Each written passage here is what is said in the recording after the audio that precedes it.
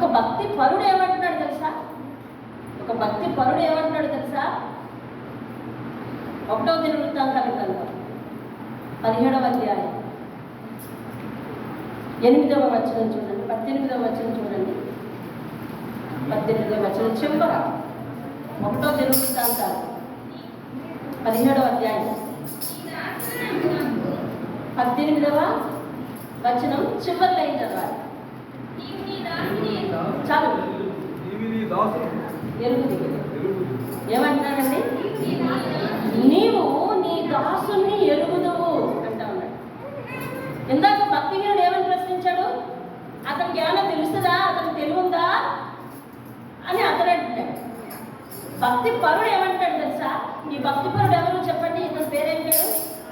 దావీదు.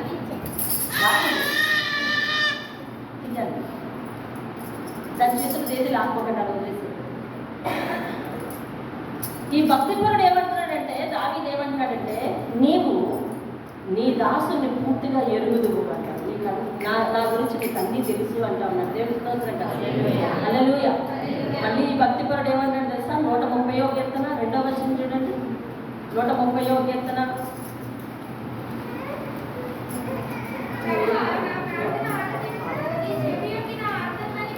130వ కీర్తన 3వ వచనం చూద్దాం.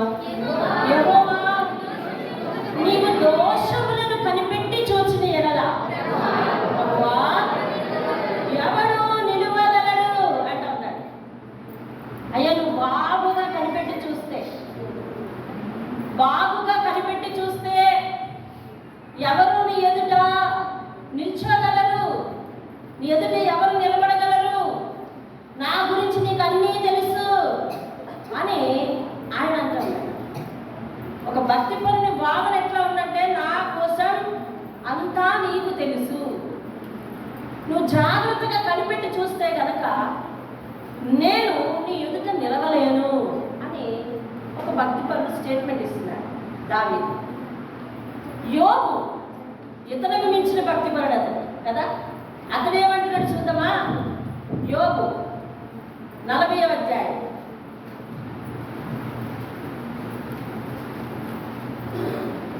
42వ అధ్యాయం చూద్దాం. 42వ అధ్యాయం 4వ వచనాన్ని నేను చదువుతున్నాను, మీరండి జాగ్రత్తగా మీరందరూ వాక్యం ఉన్నవారు వాక్యం చూడండి. ఒక భక్తి పరుడు దేవుని గురించి ఏం మాట్లాడుతున్నాడు, ఎలా తగ్గించుకొని మాట్లాడుతున్నాడు. ఒక భక్తిహీనుడు ఏమని సింపుల్గా ప్రశ్నించాడంటే, దేవునికి తెలుస్తుందా అంతా, మహోన్నతునికి తెలివుందా అని భక్తిహీనుడు ప్రశ్నించాడు. సింపుల్గా 2 వాక్యాలు అంతే కదా, సింపుల్గా 2 మాటలు ప్రశ్నించాడు. భక్తిహీనుడు దేవుని గురించి అతనికి ఉన్న అంచనా. భక్తి పరుడు ఏమంటున్నాడంటే, అయ్యా నీ దాసుని నేను, నా కోసం నీకంతా తెలుసు అంటున్నాడు. ఇంకా అంటాడు, నీవు నన్ను జాగ్రత్తగా కనిపెట్టి చూస్తే నీ ఎదురు నేను నిలబడగలనా? అసలు నరులన్న వాళ్ళు ఎవరు నిలబడతారా నీ ఎదురుకుండా అని అంటా ఉన్నాడు. యోబు ఇతనికి మించిన భక్తి పరుడు. అతను ఏమంటున్నాడు తెలుసా? 42వ అధ్యాయము 4వ వచనం నేను చదువుతున్నాను. చాలా జాగ్రత్తగా ఆలోచిస్తూ చదివి వినండి. అయ్యా నేను మాట్లాడగోరుచున్నాను, దయచేసి నా మాట ఆలోచించు. దేవుని విన్నవించుకుంటాడు. అయ్యా నేను మాట్లాడాలని అనుకుంటున్నాను, అయ్యా నీతో. ఏం మాట్లాడతాడంట? దయచేసి నా మనవి ఆలకించయ్యా, ఒకసారి నా మాట ఆలకించు అంటే దేవుడు వింటున్నాడు, మాట్లాడడానికి అవకాశం ఇచ్చాడు. ఇప్పుడు ఏమని మాట్లాడుతున్నాడు తెలుసా? ఒక సంగతి నిన్ను అడిగేదను, దాన్ని నాకు తెలియచెప్పు. ఒక సంగతి నాకు అర్థం కావట్లేదు. యోబు దేవునితో మాట్లాడుతున్నాడు. యోబుకి దేవుని దర్శనం కలిగింది. దర్శనం కలిగినట్టునే యోబు దేవునితో అంటున్నాడు, అయ్యా నాకు మాట్లాడడానికి అవకాశం ఇవ్వండి, ఒక్క మాటే మాట్లాడతాను, ఒక సంగతి అడుగుతానయ్యా, నాకు అర్థం కావట్లేదు, నాకు అది చెప్పండి, అది నాకు చెప్పండి అని ఏమడుగుతాడయ్యా అంటే చూడండి ఏమడుగుతాడు. 5వ వచనం జాగ్రత్తగా ఆలోచిస్తూ మీరు వినండి, నేను చదువుతాను. వినికిడి చేత నిన్ను గురించిన వార్త నేను వింటిని అంటే, ఎప్పటి వరకు దేవుడు ఇలా ఉంటాడు, అలా ఉంటాడు, ఇలా చేస్తాడు, అలా చేస్తాడు అని విన్నానయ్యా అంటే. అర్థమవుతుందా అని చెప్పింది?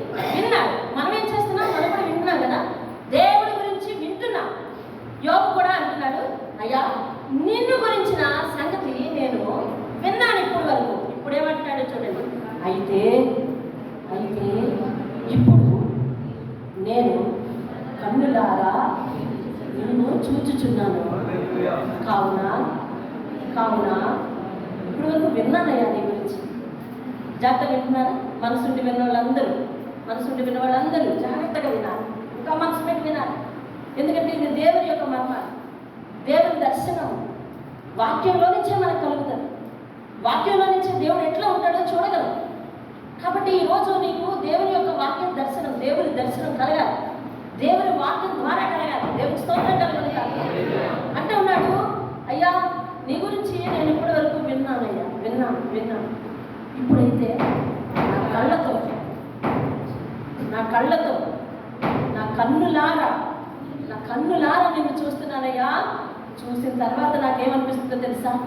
నన్ను నేను అసహించుకుని ధూళిలో బూడిదలో పడి పశ్చాత్తాపపడం. మా దేవుడు ఇంత గొప్పవాడా? ఎప్పుడైనా పొరపాటును మాట్లాడేశానా? దేవుడు ఇంత శక్తిమంతుడా? ఎప్పుడైనా పొరపాటుగా ప్రవర్తించానా? దేవుడు ఇంత పరిశుద్ధుడా? ఎప్పుడైనా ఆయన ఎదుట అసహ్యంగా బిహేవ్ చేశానా అని పశ్చాత్తాపం వచ్చేస్తుందయ్యా నిన్ను చూశాక అంటాడు. ఇప్పటి వరకు విన్నానయ్యా, నువ్వు పాపం ఒప్పుకోవని విన్నాను, పరిశుద్ధుడివని విన్నాను. పాపిని క్షమిస్తావని విన్నాను, పాపాన్ని అసహించుకుంటావని విన్నాను. కానీ ఇప్పుడు కన్నులారా నిన్ను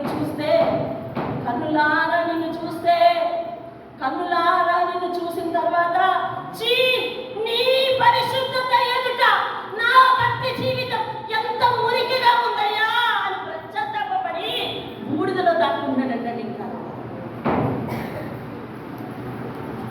యోబు అంత పరిశుద్ధుడే. ఆలోచించు. ఈరోజు దేవుడు అంటే నువ్వు ఆలోచించి తెలుసుకోవాలి. దేవుడు అంటే వాక్య దర్శనంలో నుంచి తెలుసుకోవాలి. నువ్వు యోబు ప్రశ్నిస్తున్నాడు, కన్నులారా చూసిన యోబు ప్రశ్నిస్తున్నాడు, అయ్యా ఇప్పటి వరకు విని నేను నా నీతిని డెవలప్ చేసుకున్నాను, నేను నా యథార్థతను డెవలప్ చేసుకున్నాను, నా మట్టుకు నేను ఏదో పరిశుద్ధులుగా ఉండాలని ప్రయత్నించాను, నిన్ను ఆనుకొని జీవించాలని ప్రయత్నించాను. ఎన్ని అబ్స్టాకిల్స్ వచ్చినా, నాకున్నదంతా పోయినా, అయ్యా నిన్నే కలిగి ఉండాలి, నువ్వే దేవుడవు, నీవు తప్ప దేవుడేడి, నీవు తప్ప ఆశ్రయదుడు లేదని నమ్మానయ్యా. అయితే ఇప్పుడు నిన్ను చూశాక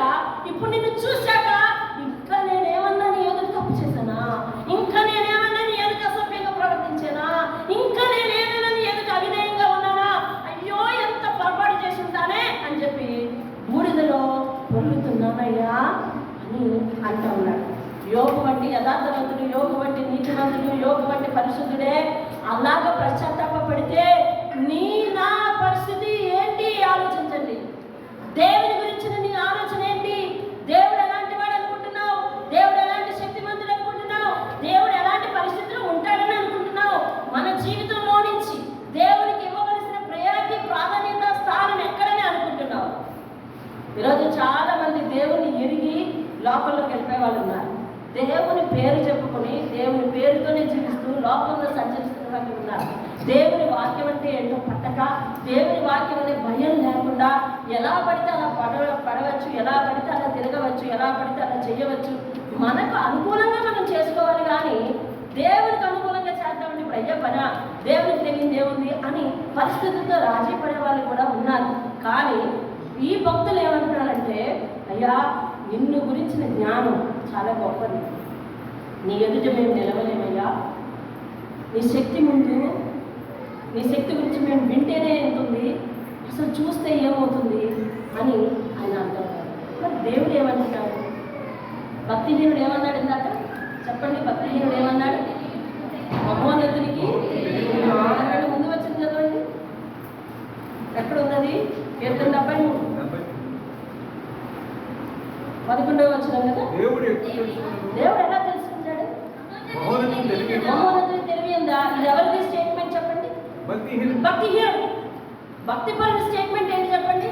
అయ్యా నీ దాసుని ఎరుగుదు అని ఒక భక్తుడు అంటున్నాడు.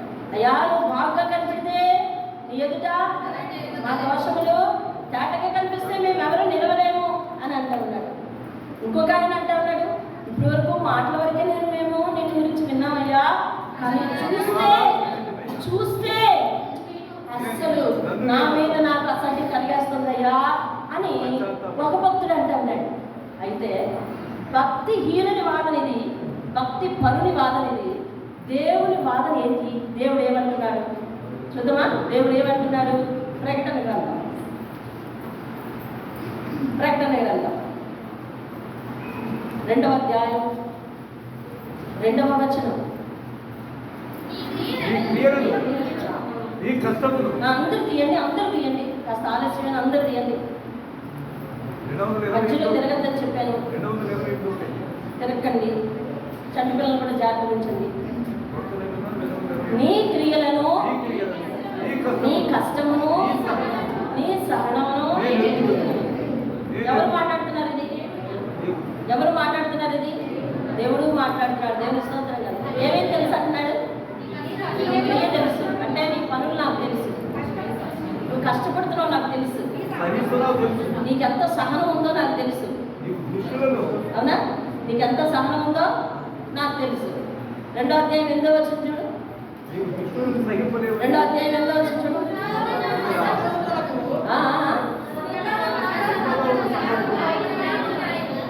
9వ వచనము 3వ లైన్ నుంచి చూడండి. 9వ వచనం.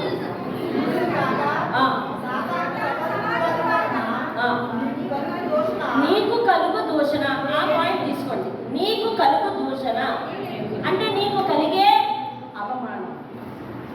అంటే నువ్వు దేవుని వాక్యం కొరకు ఖచ్చితంగా జీవిస్తున్నప్పుడు సాతాను వలన నీకు కలిగే అవమానం. ఫస్ట్ ఎఫెసు సంఘంతో మాట్లాడాడు దేవుడు. 7 సంఘాలు కదా ఇక్కడ మొత్తం రాశాడు. ఒక్కొక్క సంఘంతో ఒక్కొక్క మాట చెప్తున్నాడు.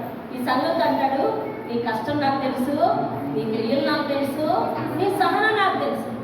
స్మరణతో చూసి అంటాడు, నీకు కలుగుతున్న దూషణ నాకు తెలుసు. మూడోది చూడండి. 2వ అధ్యాయం 13వ వచనం చూడండి. లాస్ట్ది 2వ అధ్యాయం 13వ వచనం లాస్ట్ లైన్. నీవు నా నామమును గట్టిగా చేపట్టి నా యందరి విశ్వాసము విసర్జించలేదని నాకు తెలుసు. అర్థమైందా? ఏంటంట?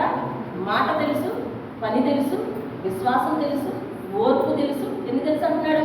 ఎవరి గురించి తెలుసు అంట? మానవుల గురించి. చెప్పండి, ఎవరి గురించి తెలుసు? మానవుల గురించి. ఆ మానవుడు కూడా ఎవరు? ఆయన మీద భక్తి ఉంచిన వారి అంటున్నాడు. ఎఫెసు సంఘం, ఈ లోకంలో ఉన్న సంఘాలని దేవుడు 7 భాగాలుగా విభజిస్తున్నాడు. ఎఫెసు సంఘం, స్ఫుర్ణ సంఘం, తుయితైర సంఘం, సార్దీసు సంఘం, ఫిలదెల్ఫియా సంఘం, లవోదికీయ సంఘం. వీళ్ళందరితో మాట్లాడుతున్నాడు.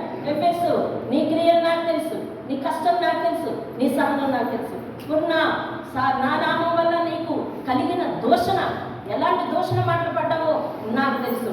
ఈ స్ఫుర్ణని వీరితో చెప్తున్నాడు. ఎవరు?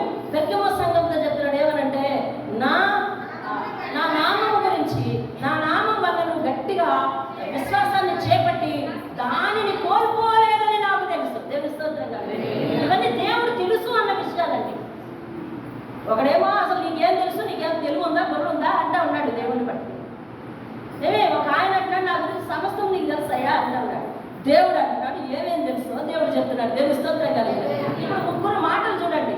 ఒకడు భక్తిహీనుడు, ఒకడు భక్తిపరుడు, ఒక ఆయన దేవుడు. దేవుని స్తోత్రం కలిగి. ఆయన అంటాడు, ఇంకా చూడండి 2వ అధ్యాయం 19వ వచనం.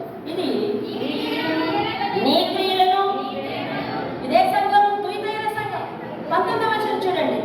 నీ క్రియలు, నీ ప్రేమ, నీ విశ్వాసం, నీ పరిచర్య. నువ్వు దేవుడి గురించి ఏం చేస్తున్నావో తెలుసు, నీ సహనం తెలుసు, ఇవన్నీ ఎరుగుదును. నీ మొదటి క్రియల కంటే అంటే నువ్వు దేవుడి దగ్గరికి వచ్చినప్పటికంటే ఇప్పుడు ఎట్లా ఉన్నావో కూడా నాకు తెలుసు అంటావు. అంటే from to end, starting to ending అని మాట్లాడుతున్నాడు ఒక మనిషి గురించి. అన్నీ నాకు తెలుసు అంటా ఉన్నాడు. ఇంకేమంటాడు చూడండి. 3వ అధ్యాయం 1వ వచనము. ఇది సార్దీసు సంఘం. అది చూడండి. నీ క్రియలను నేను ఎరుగుదును. ఏమనగా, అరే బాబు జీవిస్తున్నాను అని మీరు బతికున్నామనే ఉన్నావు కానీ నీ వల్ల ఉపయోగం లేదు అంటావు. అర్థమైందా? బ్రతికున్నామన్న పేరు మాత్రం ఉంది కానీ నువ్వు చచ్చిపోయిన వాళ్ళ ఉన్నావు, నీ వల్ల ఎవరికి ప్రయోజనం లేదు. అది నాకు తెలుసు అంటావు. మంచి తెలుసంట, చెడ్డ తెలుసంట, కష్టపడుతున్న వారు తెలుసంట, కష్టపడని వారు తెలుసంట, సహనం ఉన్నవారు తెలుసంట, సహనం లేని వారు తెలుసంట, పరిచర్య చేసేవారు తెలుసంట, చెయ్యని వారు తెలుసంట. చూసావా ఎన్ని విషయాలు ఇంకా 3:7 ఫిలదెల్ఫియా సంఘంతో మాట్లాడుతున్నాడు చూడండి. 8వ వచనం, నీ క్రియలను నేను ఎరుగుదును, నీకున్న శక్తి కొంచెమై ఉన్నను, గైకుని నీకున్న ఓపిక కొంచెమైనా, పేదవాడివైనా అని అర్థం. నీకున్న ఓపిక కొంచెమైనా. చూడండి, కొంతమంది అనారోగ్యం వల్ల అన్ని చోట్లకు అన్ని ప్రాంతాలకు రాలేదు, అయినా కూడా రావడానికి ప్రయత్నిస్తారు. కొంతమంది పేదవాళ్ళు దేవుని కొరకు ఏమీ చేయలేరు, కానీ చేయడానికి ప్రయత్నిస్తారు. అర్థమవుతుందండి? ఆర్థికంగా, సామాజికంగా, శారీరకంగా కూడా దేవుడు మాట్లాడుతున్నాడంటే నీకున్న శక్తి కొంచెం అయినా కూడా నువ్వు నా నామాన్ని ఎరుగనక నా గురించి చాలా శ్రమ పడుతున్నావని కూడా నాకు తెలుసు అంటా ఉన్నాడు. ఇక లవోదిక సంగతి ఏమంటాడంటే 8:15 వచనం కదా అది, నీ క్రియలను నేను ఎరుగుదును, చల్లగా లేవు, వెచ్చగా లేవు, నీ తెలివి చాలా ఎక్కువ, నులి వెచ్చని స్థితిలో ఉన్నావు అంటారు. ఈ సంఘం చాలా తెలివైన సంఘం, అదేంటండి? అయితే వెచ్చగా ఉండట్లేదు, చల్లగా ఉండట్లేదు, అయితే పూర్తిగా భక్తి పరుని అంటలేదు, అయితే భక్తి లేదని అంటలేదు, వెచ్చగా నులి వెచ్చగా అంటున్నమాట. రాత్రి ఇదే మాట మాట్లాడేటాడు, ఏ ఎండగంట ఆ ఉడిగేసేస్తున్నామంట, ఏ ఎండగా అప్పుడు అదవుతుందండి. తప్పించుకోవడానికి వంక చూస్తున్నాం తప్ప హాజరు అవ్వటానికి శ్రమ పడట్లేదు. అందుకని దేవుడు అంటున్నాడంటే ప్రతిదీ నాకు తెలుసు అంటాడు. దేవుని స్తోత్రం కదా, హల్లెలూయా. ప్రతిదీ నాకు తెలుసు, నాకు తెలుసు నువ్వేం చేస్తున్నావో నాకు తెలుసు, నీ క్రియలు నాకు తెలుసు, నువ్వు ఎంత కష్టపడుతున్నావో నాకు తెలుసు, నీకు ఎంత ఓపిక ఉందో నాకు తెలుసు, నీ శక్తి కొంచెమైనా నువ్వు ఎలాగ దేవుని కొరకు ప్రయాసపడుతున్నావో నాకు తెలుసు, ఇదిగో నువ్వు చేసే పరిచర్య నాకు తెలుసు, ఇదిగో నువ్వు నీ నులివెచ్చని స్థితి నాకు తెలుసు, నీ తప్పించుకునే తనం నాకు తెలుసు, అన్ని నాకు తెలుసు. నీకున్న విశ్వాసం కొంచెమైనా అది గట్టిగా పట్టుకొని నువ్వు వదలలేదని నాకు తెలుసు, నా వాక్యాన్ని పట్టుకొని నా నామాన్ని గట్టిగా పట్టుకున్నామని నాకు తెలుసు అంటున్నాడు. తెలుస్తుంది. ఆయనదే మాట కరెక్ట్ కదా, ఆయనదే మాట కరెక్ట్ కదా. ఆయన ఎన్ని తెలుసు అన్నాడు చెప్పండి, ఇంకా లెక్క పెట్టడం ఎందుకు, అన్నీ తెలుసు. అర్థమైందా? దేవుడు ప్రకటన గ్రంథంలో యోహానుకు దర్శనమిచ్చి 7 సంఘాలకి చెప్పు, వాళ్ళ గురించి నాకు అన్నీ తెలుసాను. ఇప్పుడు ఆత్మీయ ప్రార్థన గోపురంతో దేవుడు మాట్లాడుతున్నట్టు నువ్వు ఊహించు. ఆత్మీయ ప్రార్థన గోపురంతో మాట్లాడుతున్నాడంటే గోడలతో మాట్లాడిపోతాడా దేవుడు? చెప్పాలి. మనుషులంటే ఎవరు? మనమే కదా. మనం అంటే సంఘంతో మాట్లాడతాడంటే సంఘ కాపులతోనే మాట్లాడతాడనా నీ ఉద్దేశం కాదు. మన అందరితో వాక్యం చెప్పేంత వరకే ఇక్కడ నేను కానీ ఎత్తబడేటప్పుడు దించబడేటప్పుడు అందరము సమానమే. ఆ విషయం తెలుసా? అందరము సమానమే. అందరికీ ఒకటే పాసు. ఏం పాస్ అంటే క్రియలతో కూడిన పాస్ పట్టుకోవాలి అందరూ. ఆ పాస్ లేకపోతే కనుక ఇదిగో నేను కాపర్ని మీ అందరూ వెనక తప్పకుండా నా వెనక లైన్ కట్టండి, నేను ముందు నిల్చుంటా అని అంటే నిల్చోండి.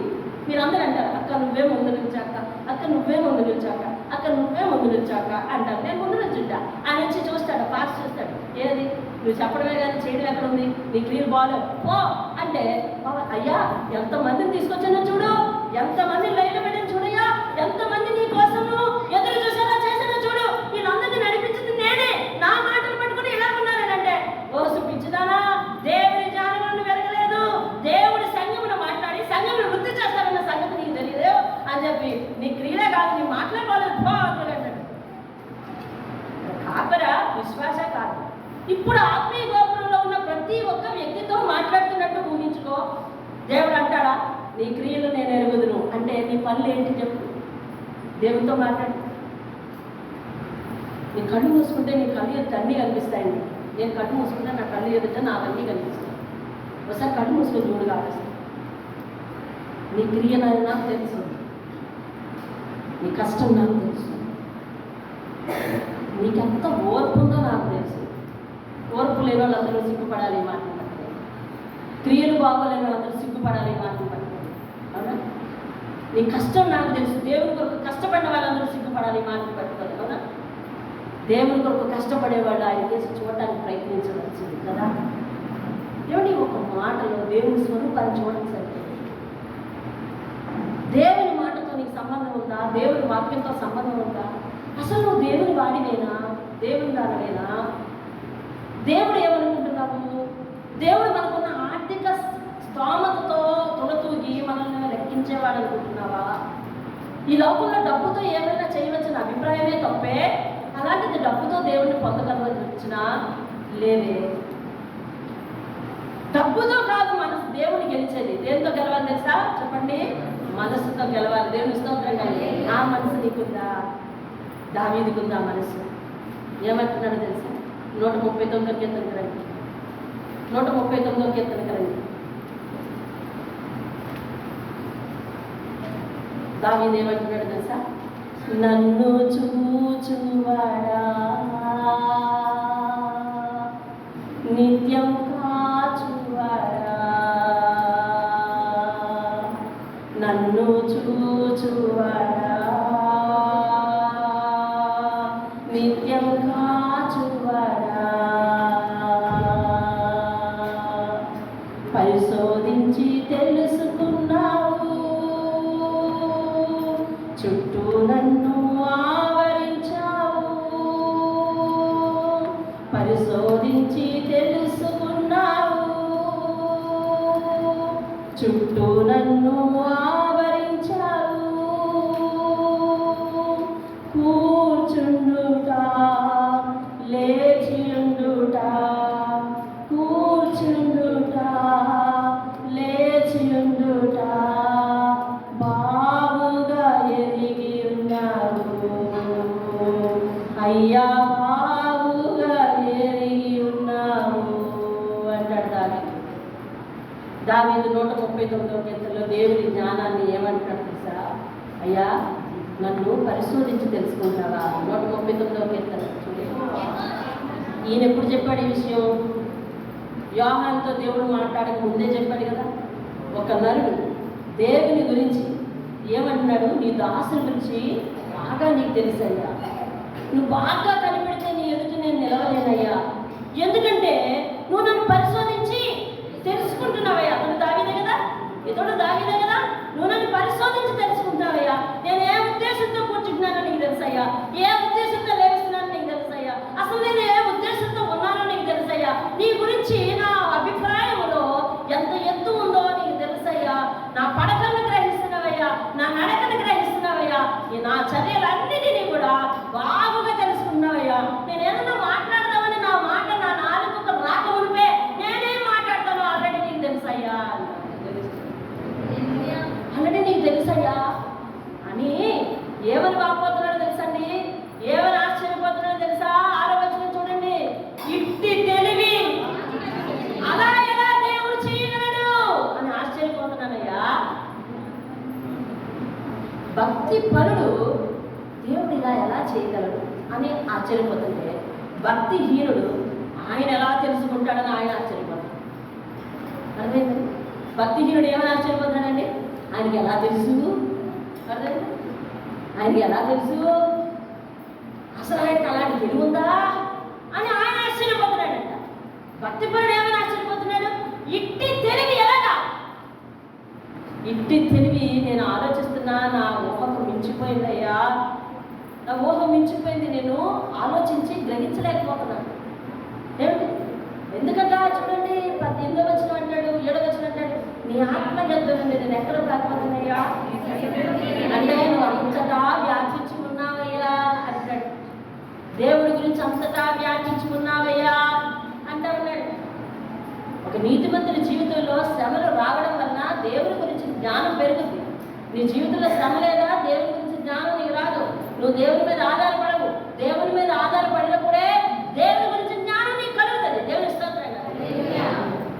ఆయన ఎక్కడెక్కడ సంచరించాడంటే గాఢంధకారంలోనూ ఏంటి అది చాలా చాలా అరణ్యాల్లోనూ అట్లాంటి చోట భయంకరమైన ప్రాణాపాయం కలుగుతున్నటువంటి పరిస్థితుల్లో సంచరించాడు. అటువంటి కష్టాలు ఉన్నాయి. ఈరోజు మన కష్టాలు లేకపోవడం వలన మనం భక్తిహీనతలోకి పోతున్నామండి. అర్థమవుతుందా? అంతా వెచ్చగా ఉంటే మన ప్లానింగ్ మారిపోతాం. అర్థమవుతుందా? ఇలా చల్లగా పంపేస్తే సాయంత్రం ఏమనుకున్నాం, సురేష్ ఏమనుకున్నాం చెప్పండి, వెచ్చవెచ్చగా ఏం చెప్పండి అని ఆలోచన పోతాం. అర్థమవుతుందా? అందరూ ఇంట్లో ఉన్నాం, ఏమనుకుందాం బాబు అని ఆలోచన పోతాం. అందరూ ఉన్నాం, అంతా బాగుంది, అన్ని పరిస్థితులు బాగున్నాయి, ఎక్కడ పోదాం చెప్పండి, ఎక్కడికి దూరేద్దామా, వెళ్ళిపోదామా అని అనిపిస్తుంది.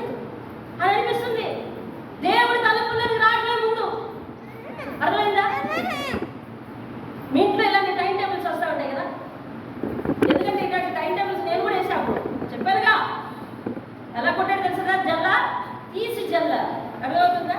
అప్పుడు సెట్ అయిపోయాం అందరం కూడా, అందరూ సెట్ అయిపోయాం. ఇంకా అంతే, నాయన నువ్వు దేవుడు, మేము మేము ఆడుతున్నాడు అంటే దేవుడు స్తోత్రం. హల్లెలూయా.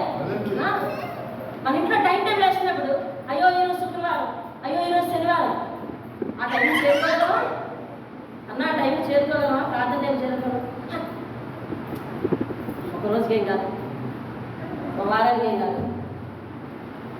రండి అనుకుంటావా?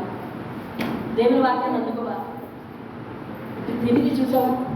దావీదు అరణ్యంలో ఆధారపడ్డాడు, ఇంటిలో ఆధారపడ్డాడు. ఏమిటి ఆఖరికి అతడున్న పెరట్లో కూడా ప్రాణాన్ని దాచుకుని గడ్డి వారం వెనకాతో కూడా దేవుడి మీద ఆధారపడ్డాడు. అవునా? అవును. కష్టాలు శ్రమల్లో కూలిపోయాడు కాబట్టి దేవుడి గురించి జ్ఞానం అతనికి ఎక్కువ. హల్లెలూయా. కష్టాల్లో శ్రమల్లో దేవుడి మీద ఆధారపడ్డాడు కాబట్టి దేవుడి గురించి జ్ఞానం ఎక్కువ. అందుకని ఆయన అంటాడు 7వ వచనం, నీ ఆత్మ దగ్గర నుంచి నేను ఎక్కడికి పారిపోగలనయ్యా? నీ సన్నిధి నుంచి నేను ఎక్కడికి వెళ్ళిపోతాను? ఆకాశానికి ఎక్కానంటే అక్కడ ఉంటావు, పాతాళానికి దిగిపోదామంటే అక్కడ ఉండవు. హల్లెలూయా. ఎక్కడున్నాడంట దేవుడు? ఆకాశానికి, పైన ఆకాశానికి భూమి అడుగుల లోతుల వరకు వ్యాపించి ఉన్నాడు. ఎందుకంటే అదంతయు ఆయన చేతిలో ఉంది. దేవుని అదంతయు ఎక్కడుందండి? ఆయన చేతిలో ఉందండి. దేవుని స్తోత్రం. హల్లెలూయా.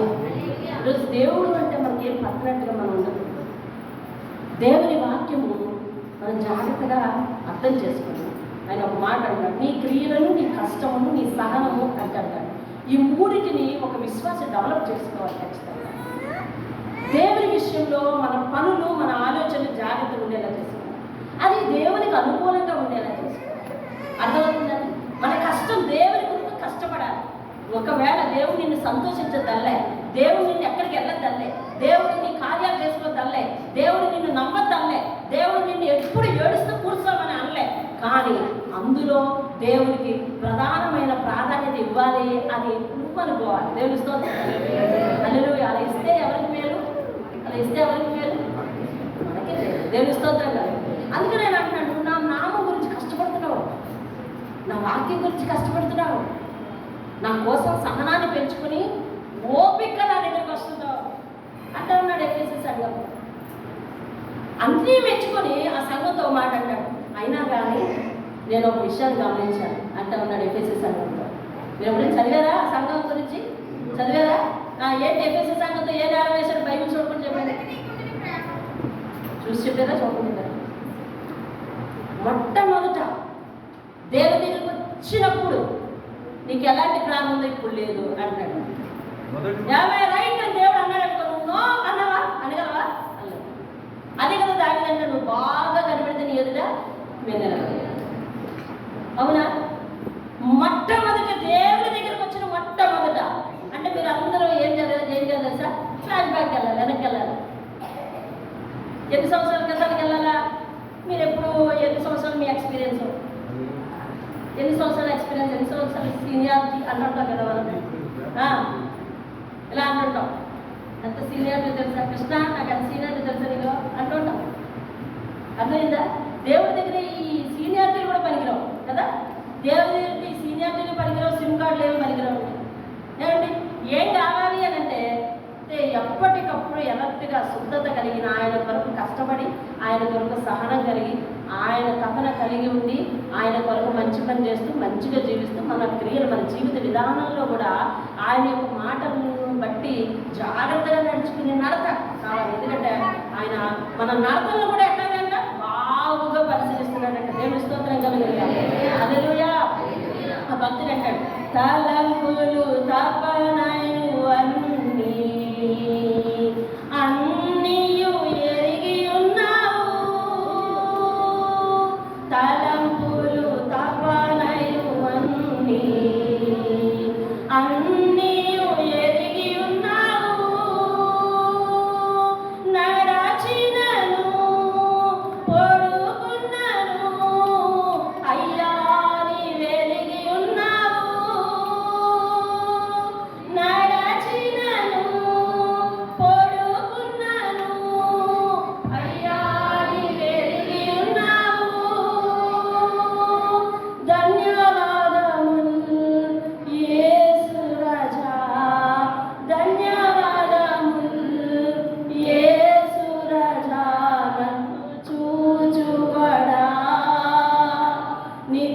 కాచువాడా, నన్ను చూచువాడా, నిత్యం కాచువాడా అంటూ ఉన్నాడండి ఆయన. నా నడక నీకు తెలుసు, నా తలపు నీకు తెలుసు, నా ఆలోచన నీకు తెలుసు. నా ఆలోచనలో నీకు ఎంత ప్రయారిటీ ఇస్తున్నానో నీకు తెలుసు. నా పనుల్లో నీకు ఎంత ప్రయారిటీ ఇస్తున్నానో నీకు తెలుసు. నీ గురించి నేను ఆలోచనిస్తే నీకు మొదట పెడతానా, నిన్ను వెనక్కి తోస్తానా నీకు తెలుసు. నీ గురించి ఆలోచనిస్తే నిన్ను వాయిదా వేస్తానా, ముందుకు నడుపుతానా నీకు తెలుసు. నీ గురించి ఆలోచనిస్తే, నీ వాక్యం గురించి ఆలోచనిస్తే నీ మాట మీద భయపడతానా లేకపోతే భయం కోల్పోతానా నీకు తెలుసు అని అంటూ ఉన్నాడండి ఒక నరుడు. ఒక నరుడు మాట్లాడుతున్నాడు దేవుని కోసం. ఒక నరుడు దేవుని కోసం స్టేట్మెంట్ ఇస్తున్నాడు. నువ్వేమని చెప్పగలవు? ఏ విధంగా ఆధారపడితే అలా చెప్తావు, ఏ విధంగా భయపడితే అలా చెప్తావు, ఏ విధంగా ఆయనను గురించి తెలుసుకుంటే అలా చెప్తావు. నువ్వేం చెప్పగలవు నీ దేవుని గురించి చెప్పు. ఒక భక్తిహీనుడు అంటున్నాడు, ఆయనకు తెలివిందా, ఆయన గొర్రెందా, ఆయన ఎట్లా తెలుసుకుంటాడు, ఆయన దేవుడా అంటూ ఉన్నాడు. ఓ భక్తిపరుడు అంటున్నాడు, నా గురించి నీకు అన్నీ తెలుసయ్యా, నా గురించి నీకు అన్నీ తెలుసు. నేను కూర్చోడం తెలుసు, నిల్చోడం తెలుసు, వెళ్ళడం తెలుసు, చేసే పాపం తెలుసు, కష్టపడే కష్టమూ తెలుసు, ఫాలో అవుతున్న యథార్థత నీకు తెలుసయ్యా, నా నీతిబద్ధం తెలుసు, నా యథార్థత నీకు తెలుసు, అన్నీ నీకు తెలుసయ్యా, నీకు మరిగింది ఏది, నేనేం దాచనయ్యా నీ దగ్గర అని ఆయన అంటా ఉన్నాడు. చివరిలో తీర్పులో దేవుడు అంటా ఉన్నాడు, తీర్పు కాలంలో దేవుడు అంటా ఉన్నాడు, నీ క్రియలు నాకు తెలుసు, నీ కష్టం నాకు తెలుసు, నీ సహనం నాకు తెలుసు, నీ పరిచయం నాకు తెలుసు, నీ ప్రేమ నాకు తెలుసు, నీ విశ్వాసం నాకు తెలుసు, దాన్ని వదలలేదని తెలుసు, ఇదిగో నువ్వు నులివెచ్చగా ఉంటున్నావని తెలుసు, ఇదిగో నీకున్న శక్తి కొంచెమైనా కానీ నా కోసం కష్టపడడానికి తపన పడతావని తెలుసు అంటారు. తెలుస్తుంది. అంత్యకాలంలో నీ గురించి దేవుడు ఈ స్టేట్మెంట్స్లో ఏ స్టేట్మెంట్ ఇస్తారు? దేవుని వాక్యం ముందుకు వచ్చేసరికి మనం అందరం దేనికి వచ్చామని అలా చెప్పాను. దేనికి వచ్చారని చెప్తున్నాను, టెస్ట్కి వచ్చి నీ టెస్ట్ రిపోర్ట్ నీ దగ్గరే ఉంటుంది, చెప్పు. అంత్యకాలంలో దేవుడు నిన్ను చూసి, నీ ముఖం చూసి, నీ కష్టం నాకు తెలుసు అనగలడా, నీ క్రియ నాకు తెలుసు అని అనగలడా? లేదా నా కేసు చూసి, నీ కేసు చూసి, నీ దేవా నాకు తెలుసు, నీ వాయిదాలు నాకు తెలుసు, నీ పరిస్థితి నాకు తెలుసు, నీ పెత్తనాలు నాకు తెలుసు అని అనగలడా? ఏమంటాడు? ఆయన గురించిన ఆలోచన చాలా గొప్పది. దేవుని స్తోత్రం. హల్లెలూయా, హల్లెలూయా. ఇంకొకరు ఉన్నారు చూడండి, యోబు స్నేహితుడు 11వ అధ్యాయం 7వ వచనం చూడండి. 11వ అధ్యాయం 7వ వచనం ఆయన ఏమంటాడు తెలుసా?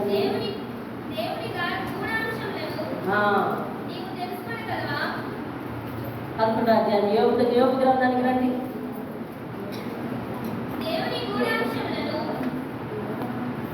11వ అధ్యాయానికి వచ్చారు అందరూ? 11వ అధ్యాయానికి వచ్చారా? ఒకరెవరు భక్తిహీనుడు కదా, ఒకరెవరు భక్తిపరుడు, ఇంకొకరెవరు దేవుడు కదా. ఇప్పుడు ఈయన చూడండి, ఈయన ఎంతో చూస్తారు మీరు. 11వ అధ్యాయం 7వ వచనం, దేవుని గూఢాంశములను నువ్వు తెలుసుకోగలవా? సర్వశక్తుడకు దేవుని గురించి నీకు పరిపూర్ణ జ్ఞానం కలిగిందా, నీకుందా అనని ఎవరిని ప్రశ్నిస్తున్నాడండి? యోబు ప్రశ్నిస్తున్నాడు. ఎవరు ఇతను? 11వ వచనం మొదట్లో ఉంది. ఎవరు? నయమాతీయుడైన జోఫరు అనే వ్యక్తి ఎవరిని ప్రశ్నిస్తాడు? యోబుని ప్రశ్నిస్తాడు. అప్పుడు యోబు పరిస్థితి ఏంటి చెప్పండి? యోబు పరిస్థితి ఏంటి? అన్నీ కోల్పోయాడు, ఇంకా అనారోగ్యంతో ఉన్నాడు, ఇంకా ఎముకలు బయటపడిపోయి ఉన్నాడు, ఇంకా కొన్న ప్రాణంతో ఉన్నాడు. ఉండి అతని బాధల్లో ఆయన ఉన్నాడు. ఉంటే ఈయన వచ్చాడు. వచ్చి యోబు, దేవుడు నీకు ఎలాగ ఎందుకు చేశాడో తెలుసా నీకు? అసలు దేవుడి గురించి పరిపూర్ణ జ్ఞానం నీకుందా? అసలు దేవుడిని నువ్వు పూజించే విధానం కరెక్ట్ అనుకుంటున్నావా? ఏం చేయాలో తెలుసా? 11వ వచనం చెప్తున్నాడు, నీవు నీ మనసును తిన్నగా నిలపాలా, పాపం నీ చేతిలో ఉంటే విడిచిపెట్టాలా అంటా ఉన్నాడు. అయితే యోబు గ్రంథంలో గొప్ప విషయం ఏంటంటే అండి, యోబు స్నేహితులు మాట్లాడిన ప్రతి మాట కూడా వాక్య ధ్యానం చేయవలసిన అంశాలే. అర్థమవుతుందా? ఒక మాట ఆలోచించాలి. కొంచెం చదువుకున్నవాడు, బైబిల్ గురించి పరిజ్ఞానం ఉన్నవాళ్ళు జ్ఞాపకించుకోవాలి. యోబు స్నేహితులు మాట్లాడిన ప్రతి మాట కూడా దేవుని గురించిన అభివర్ణనే, దేవుని గురించిన అసలు సత్యాన్ని తెలిపేదే. కానీ ఆయన వారు ఉపయోగించవలసిన సందర్భం కానీ వారు ఉపయోగించే ఉద్దేశం కానీ సరైనది కాదు. అందుకనే వారు మాట్లాడిన మాటలు దేవుని గురించి గొప్పగా వర్ణించినవే కాబట్టి దేవుడు గ్రంథంలో లిఖించి వాటి వెనక ఉద్దేశాన్ని చివరి 42వ అధ్యాయంలో పెట్టాడు. ఏమనంటే వీళ్ళ మనసు మంచిది కాదు యోగు, నువ్వు మాట్లాడు, నువ్వు ప్రార్థన చేయాలని. అంతే. అంటే వీళ్ళు ఇప్పటి వరకు మాట్లాడినవన్నీ ఏంటన్నమాట? భక్తి వలన ప్రగల్భాలు. అర్థమవుతుందా? అంటే వాళ్ళు ఇప్పుడు ఆరోగ్యంగా ఉన్నారండి. ఎవరు? ఆరోగ్యంగా ఉన్నారు. ఇంకెట్లా ఉన్నారు తెలుసా? క్షేమంగా ఉన్నారు. ఇంకెట్లా ఉన్నారు తెలుసా? అభివృద్ధిలో ఉన్నారు. యోబు ఎట్లా అయిపోయినాడు? అనారోగ్యం అయిపోయినాడు, దివాలా తీసున్నాడు. ఏమండి మరి కొన ప్రాణంతో ఉన్నాడు. వీళ్ళందరూ వచ్చారు. వచ్చి అంటా ఉన్నారు, ఇందాక కీర్తనలో కూడా దేవుడు మాట్లాడినట్టు వచ్చి దేవుడా దేవుడా దేవుడా అంటావు. అసలు ఎలా పూజించావు నువ్వు? అసలు ఎలా పూజించావు? దేవుడి గురించి జ్ఞానం తెలిసింది ఎలా ప్రార్థించావు? దేవుడి వైపు తిన్నగా నిలబడాలి నువ్వు. ఆ పాపపై నేను చుట్టుకుని ఇలా తినేస్తాను. ఆ దోషమే నీ కుటుంబాన్ని ఇలా కొట్టేసింది అని అంటారు. ఇది ఏ రకం? ఇది ఏ రకం చెప్పండి? లవదికే సంఘం చెప్పండి చూసామా? నులివెచ్చని రకం ఇది. అర్థమైందా? ఈ రకం ఎక్కడుంటారు? భక్తిహీనులు ఎక్కడుంటారు? ఈ రకం ఎక్కడుంటారు? దేవుడి గురించి సంపూర్ణ జ్ఞానం కలిగిన వారు ఎక్కడుంటారు? అందరూ మనమే. మన మనసు ఎలా స్పందిస్తుందో దానిని బట్టి మనం మనసుకు ఏం చేయాలి తెలుసా? ఏం చేయాలి తెలుసా? కంట్రోల్ పెట్టుకోవాలి. అర్థమైందా? మనము క్షేమంగా ఉన్నంత మాత్రాన దేవుని కృపని తలవాలి తప్ప నేను పుణ్యాత్మురాల్ని, నేను బాగా దేవునికి పనికొస్తున్నాను, అందుకని దేవుడు నన్ను ఆరోగ్యాన్ని ఉంచుతున్నాడు, నువ్వు పనికి రావట్లేదు కాబట్టి నీకు ఇలా చేస్తున్నాడు అని తీర్పును తీర్చకూడదు. ఇది ఆత్మీయంగా అతిశయం, గర్వం అంటారు. దీనిని కూడా దేవుడు అంగీకరించడు. దీనిని కూడా ఏం చేయడు? దేవుడు అంగీకరించడు. దీనిని కూడా దేవుడు అంగీకరించడు. ఇది ఏ రకమైన తెలివి? ఇటు తెలివి మనకు ఉండకూడదు, ఇటు పరిస్థితి మనకు ఉండకూడదు. నువ్వు బాగున్నావంటే దేవుని కృప, నువ్వు బాగా నడవగలుగుతున్నావంటే దేవుని కృప, నిన్నెవరు మోయవలసి రాలేదంటే దేవుని కృప, నిన్ను నడిపించలేదు ఎవరు అంటే దేవుని కృప, నీ జీవక్రియలు నువ్వే చేసుకున్నావంటే దేవుని కృప, నీ గాలి నువ్వు పీల్చుకున్నావంటే దేవుని కృప, ఎవరు టూ పెట్టలేదు మన ముక్కులోకి కదా అంటే దేవుని కృప. ప్రకృతిలో ఫ్రీగా దొరుకుతున్న గాలిని కొంతమందికి మంచం మీద 4 గోడల మీద పెట్టి ట్యూబులతో అందిస్తున్నారు, బట్టాలు అందిస్తున్నారు కదా, పైగా దీన్ని కొనుక్కుంటున్నాం కదా. అట్టి స్థితి రాలేదంటే దేవుని కృప. అని దేవునికి ఇచ్చిన క్షేమం గురించి, అభివృద్ధి గురించి, ఆయన చూసే చల్లని చూపు గురించి, ఆయన నీకు ఇచ్చిన స్వస్థత గురించి, ఆయన నీకు ఇచ్చిన ఆ ఇంటి పరిస్థితుల గురించి, అన్నిటి గురించి అయ్యా నీకు రుణపడి ఉంటానయ్యా అనవలసిన మానవుడు చితికిపోయిన వారిని చూసి, పరిస్థితి బాగోలేని వారిని చూసి, అస్తమాటు రోగంతో ఉన్నాడంట ఆయన చూసి, నీకు ఎందుకయ్యా రోగాలు, నాకెందుకు రాలేదు చెప్పు అంటే అది అతిశయము, ఆత్మీయ గర్వం. ఇది చూసినావా? ఇదే గర్వం అండి. ఇది ఉండొచ్చునా? ఉండకూడదు. భక్తిహీనత ఉండొచ్చునా? ఉండకూడదు. భక్తిహీనత దేవుని మీద తిరగబడేటట్టు చేస్తుంది. భక్తి ఇది ఏమనాలి? భక్తిహీనత భక్తి అనాలా? ఏమనాలి? ఆత్మీయ గర్వంతో కళ్ళు మూసుకుపోయిన వాడు భక్తి పరుల మీద తిరగబడేటట్టు చేస్తుంది. అపవాది వాడిని వాడుకుంటుంది, వీడిని వాడుకుంటుంది, వీళ్ళు వాడుకుంటుంది. అది అపవాది ఎవరిని వాడుకుంటుందండి? వాళ్ళు వాడుకుంటుంది. అపవాది వీడు వాడుకుంటుంది. ఎవరిని? నీ భక్తి సరికాదు, అందుకే వచ్చిన కష్టం, అందుకే మీ ఇంట్లో పడలేదు, అందుకే పోయావు. దేవుడు నాశనానికి కర్త కాదు. దేవుడు నాశనానికి కర్త కాదు. దేవుడు విభేదాలకు కర్త కాదు. దేవుడు పాపిని నాశనం చేయాలని చూస్తున్నవాడా కాదు. క్షమిస్తాడు. ఆయనకు అన్నీ తెలుసు. అయితే ఇప్పుడు నువ్వు నేను గ్రహించవలసిన ఒకటే ఒక విషయం చెప్పి నేను ముగిస్తున్నాను. దగ్గర సెలవు తీసుకుంటావు అన్నమాట. నీ క్రియలు ఆయనకు తెలుసు కదా. నీ క్రియలు నువ్వు అనుకో, నీ నోటితో నా క్రియలు దేవుడికి తెలుసు అను. కళ్ళు మూసుకున్నాను, నా క్రియలు. ఈ స్పందనలో దేవుడికి నీకు ఏదో ఒక అటాచ్మెంట్ అయ్యింది. అవునా? అవునా? అవును. నా క్రియలు దేవుడికి తెలుసు. ఈ మాటలో దేవుడికి నీకు ఏదో అటాచ్మెంట్ అయ్యింది. అయితే ఆయన నిన్ను సరి చేసుకున్న ఆయన అనైనా ఉండవచ్చు, లేదా మెచ్చుకొని నీ మనసుకు మనశ్శాంతిని ఇచ్చి ఉండవచ్చు. ఏదేమైనా కానీ నువ్వు స్పందించి తీరాలి. మెచ్చుకున్నాడా? ఇంకా కష్టపడు, ఇంకా సహనం చూపించు. లేదు, నీ అశ్రద్ధ నాకు తెలుసు, నీ క్రియలు నాకు తెలుసు, నువ్వు చేస్తున్న పని నాకు తెలుసు అని నీకు ఏమైనా గద్దించాడా? లేదు, ఆ స్థితి నుంచి లేవు. ఆయన నన్ను చూస్తున్నాడంట, ఆయన నా కోసం అన్నీ తెలుస్తున్నాడంట, ఆయన కోసం నేను కష్టపడతాను, ఇక నుంచి నేను మంచి సాక్ష్యం తెచ్చుకుంటా ఆయన కొరకు అని ఆయన కొరకు సిద్ధపడు. దేవుని స్తోత్రం కదా. దేవుడు నీ గురించి సమస్తము ఎరుగును. ఆయనకు మరుగైనది ఏది లేదు. ఆయన కన్నులు మూయుట అసంభవము. ఆయన నేత్రములకు మరుగైనది ఏది లేదు. మనుష్యులకు మభ్యపెట్టు మనము దేవుని ఏ మాత్రము మభ్యపెట్టలేము. మన A to Z అంతా కూడా ప్రతి పరిస్థితి, ప్రతి స్వభావము కూడా, ప్రతి తలంపు, ప్రతి మాట కూడా ఆయనకు తెలుసు. ప్రతి చూపు తెలుసు, అంత కూడా తెలుసు. కాబట్టి ఎరిగి ఉన్నవాడు, చూచుచున్నవాడు రేపొద్దున వాటన్నిటిని బట్టి నిన్ను తీర్పులోనికి పెడితే ఆ తీర్పులో నీకు ఒక మంచి రిజల్ట్ ఇస్తాడా, లేక తృణీకరింపబడతావా? అంటే తృణీకరింపబడేవాడు ఎవరు? భక్తిగా ఉన్నట్టు ఉండి భక్తి పనులకు ఏమైనా శ్రమలు వస్తే నిందిస్తున్నవాడు, లేదా ఇదే భక్తి ఇంకెలా చేసుకుంటూ పోతే చాలు, అంతగా కష్టపడక్కర్లేదు, అంతగా ఇబ్బంది పడక్కర్లేదు అని తలుచుకున్నవాడు సకంలో ఉన్నాడు అన్నమాట. వీడు నులివెచ్చని స్థితిలో ఉన్నాడు, ఆత్మీయ స్థితిలో దిగజారిపోతున్నటువంటి స్థితిలో ఉన్నాడు, ఆత్మీయ గర్వంతో ఉన్నాడు. కాబట్టి ఇటువంటి వానికి నేను భక్తిహీనునికి ఒకటే గతి, అదేమిటి అంటే నిత్య నరకం. అయితే దేవుడి దగ్గర నుంచి అటువంటి తీర్పు పొందుకుంటావా? మోకరించుకుంటా. దేవుడు ఎరిగి ఉన్నాడని తెలుసా నీకు? యోబు అంటున్నాడు, అయ్యో నీ గురించి విన్నానయ్యా, ఇప్పుడు చూస్తే అస్సలు నా పరిశుద్ధత సరిపోలేదని, నా భక్తి సరిపోలేదని, నా మాటలు సరిదిద్దుకోవాలని నాకు తెలిసిందయ్యా. యోబు వెంటనే పశ్చాత్తాపపడిపోతున్నాడు. దేవుడి గురించి ఒక తప్పు మాట మాట్లాడలేదు యోబు. స్నేహితులు నిందిస్తున్న కాను ఊరుకున్నాడు.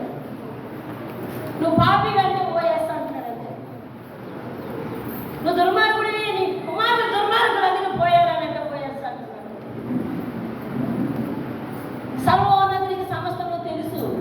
ఇప్పటి వరకు క్షేమంగా ఉన్నామంటే ఆయన కృపే. సర్వశక్తుడు నాకు తోడై ఉండటం వల్లనే నా కుటుంబం నేటికి సజీవంగా ఉండగలిగింది నిన్నటి వరకు. ఇప్పుడైతే మేము చచ్చిపోయామనుకోండి, మా పిల్లలు చచ్చిపోయారు, పోతే పోనీ నేను కూడా చచ్చిపోతాను అంటా ఉన్నాడు తప్ప దేవుని నిందించలేదు. అరకొర భక్తి చేయొద్దు. దేవుని వాక్యాన్ని నిర్లక్ష్యం చేయొద్దు. ఎఫెసు సంఘంతో దేవుడు మాట్లాడుతున్నాడు. రేపొద్దున తీర్పులో ఆత్మీయ గోపురంతో మాట్లాడతాడంటే వ్యక్తిగతమైన తీర్పు ఉంది. సంఘంలో ప్రతి వ్యక్తి సరిదిద్దుకోవాల్సిన పరిస్థితి ఉంది. భక్తి ఉన్నదా? ఇంకా ఎక్కువ చేయి. కష్టపడుతున్నావా? ఇంకా ఎక్కువ కష్టపడు. ఆయన వాక్యం తెలుసా? ఇంకా ఎక్కువగా తెలుసుకో. ఆయన దగ్గర తగ్గించుకున్నావా? ఇంకా తగ్గించుకో. ఆయనకు వాగ్దానం ఇచ్చావా? అది మర్చిపో.